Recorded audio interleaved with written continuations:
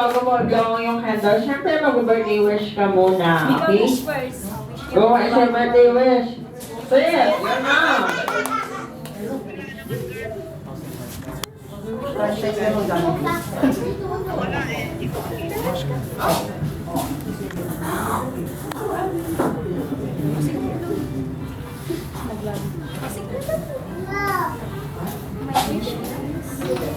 Okay, go. What is your birthday wish?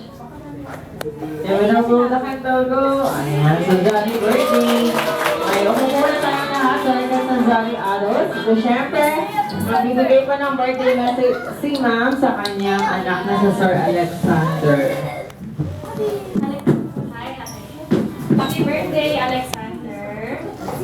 Mommy loves you always. And lagi lang kami nandito para sa'yo palagi, okay?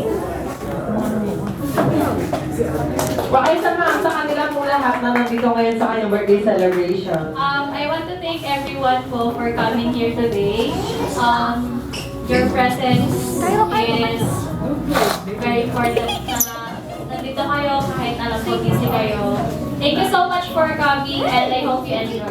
Thank you. Thank you so much. Siyempre, na-picture naman po sila. Kasama si Best Friend Jollibee.